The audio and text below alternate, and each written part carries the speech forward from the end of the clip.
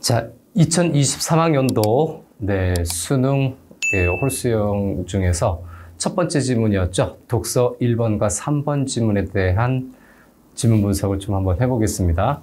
지금 미리 좀 정리를 해놨는데요. 일단 1번부터 3번 문제에서 나왔었던 지문은 독서에서의 어떤 소통과 그 즐거움에 관해서 언급한 글입니다. 수능에서의 첫 번째 문제는 항상 이런 일반 독서론이 나오게 되죠. 그 일반 독서론, 짧은 글을 읽고 대략 3문제 정도를 푸는데 아마 여러분들도 실제 시험장에서 빠르고 정확하게 읽은 다음에 아마 문제들을 잘 해결했으리라 생각이 듭니다. 크게 어렵지 않았던 글이었고요.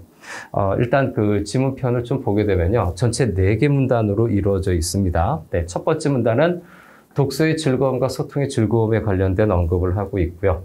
두 번째 문단에서 독서는 소통행위에 해당이 되는 건데 그 소통행위가 간접적이죠. 그 다음에 세 번째 문단에서는 독서에서의 소통 방식에 관해서 언급을 하고 있었습니다. 그 다음에 네 번째 문단에서는 다른 독자와의 어떤 소통과 그에 따른 즐거움에 관해서 언급을 하면서 마무리한 글이었어요. 좀 더 자세히 살펴보면 첫 번째 문단에서 일단 계속 우리가 책을 읽는 이유가 무엇인가 라고 정의를 내렸던 것이 뭐냐, 바로 즐거움 때문이다라고 얘기를 하고 있죠.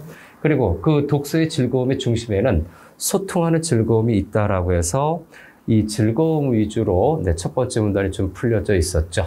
계속해서 이어지는 부분에서 두 번째 문단이죠. 독자는 독서를 통해서 소통의 즐거움을 경험하게 된대요. 그 즐거움을 이어받아서 이야기를 하고 있었죠. 그런데 독서라고 하는 것은 글쓰기, 필자가 글쓴이입니다. 글쓴이와 간접적으로 대화하는 소통행위다라고 얘기를 하고 있습니다. 그러면서 독자는 자신이 속한 어떤 사회나 시대의 영향을 받는다라고 보고 있었죠. 글의 내용에서 시대의 영향 아래 필자가 속해 있거나 또는 드러내고자 하는 사회나 시대를 경험하게 된다. 이렇게 얘기하고 있네요. 사회나 그 시대를 경험하게 된다라고 얘기를 하고 있어요.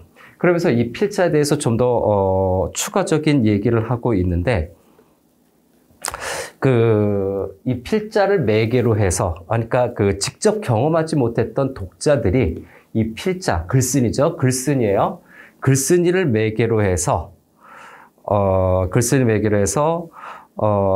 삶에 대해서 다양하게 접하고 만나고 이해할 수 있는 이런 그 계기를 마련한다라고 내용이 언급하고 있죠. 그래서 결국 독자는 더 넓은 시야를 갖추고 세계를 바라볼 수 있다라고 얘기를 하고 있습니다. 그런데 계속해서 언급하는 내용이 이거 좀 우리가 주목할 만한 내용이죠. 똑같은 책을 읽었는데, 같은 책을 읽었는데 필자가 언급한 그 세계를 그대로 받아들이지 않고 다른 의미로 구성하거나 다른 의미로 이해하는 거죠. 즉, 같은 책을 읽었는데 다른 의미로 받아들이는 것은 무슨 이유인가라는 점을 또 명쾌하게 설명하고 있죠.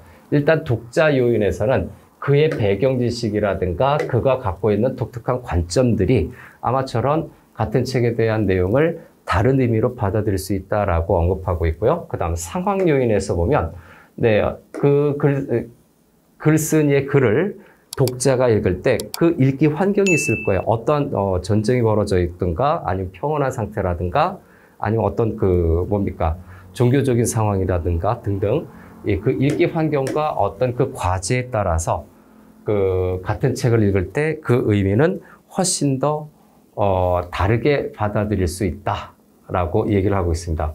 그 다음에 세 번째 문단에서는 소통 방식에 대해서 독서를 하는 데 있어서의 소통 방식이 어떠한 것인가, 어떠한 특징이 있는가, 요거를 언급하고 있는데, 일단 책과의 소통이라고 하는 것은 책 내용에 대해서 질문과 답을 하는 그 과정에서, 바로 소통이 가능하다라고 얘기를 했어요. 즉, 질문과 답이 있죠. 소통은 질문과 답을 찾는 과정에서 가능하다. 그럼 첫 번째, 책에서 답을 찾는 질문이에요. 그래서 책에서 답을 찾는 질문은 책에 명시된, 책에 직접적으로 언급된 그 내용을 바탕으로 해서 답을 발견할 수도 있고, 그 다음에 관계를 짓는 것이죠. 관계를 짓는 과정에서 그 내용을 독자 스스로가 구성할 때 답을 찾아낼 수 있다라는 내용입니다. 다음, 독자 자신에게 답을 찾는 질문이 있을 거예요. 독자 자신에게 답을 찾는 질문은 독자의 경험이 답을 찾는데 어떤 좋은 질문이 될 수 있다라고 얘기를 하고 있습니다.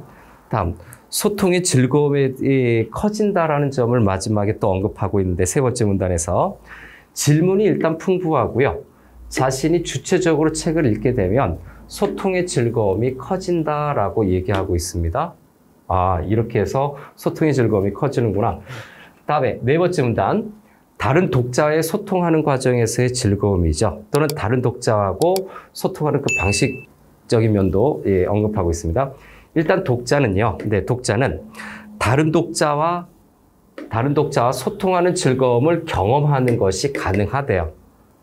즉, 계속해서 책과의 소통을 통해서 개인적으로 형성한 의미를 독서 모임이라든가 또는 독서 동아리 등에서 다른 독자들과 나누는 거죠. 다른 독자들과 나누는 겁니다. 즉, 개인적으로 형성한 의미를, 개인적인 의미를 다른 독자와 나누는 것을 통해서 소통의 즐거움을 경험할 수 있다라고 얘기를 한 거죠. 뭐 어렵지 않은 내용이네요. 그런데 비슷한 해석에 공감을 하게 된다면 그 자신이 갖고 있었던 기준의 인식을 강화하게 되고요. 만약에 책을 읽고 나서 관점의 차이가 나타난다면 기준의 인식을 조정하게 된다라고 얘기를 하고 있습니다. 그런데 이 모든 것들이 자신의 인식, 즉 책을 읽은 그 자신 또는 소통을 나누는 그 자신의 인식을 심화하고 확장시키는 기능을 한다라고 얘기를 하고 있어요. 긍정적인 면이죠, 독서에. 그 다음에 최근의 소통 공간과 그 다음에 동영상을 생산하고 공유하는 내용으로 마무리하고 있는데요. 일단 최근의 소통 공간이 예전에는 그냥 활자화된 책이었다면 온라인으로 지금 다양해지고 있다. 그런데 그중에서 동영상을 생산하는 경우 그리고 그것을 공유하는 경우 다른 사람이 책과 소통하도록 도와준다라는 내용을 마지막으로 마무리하고 있습니다. 자, 계속해서 문제 살펴보겠습니다.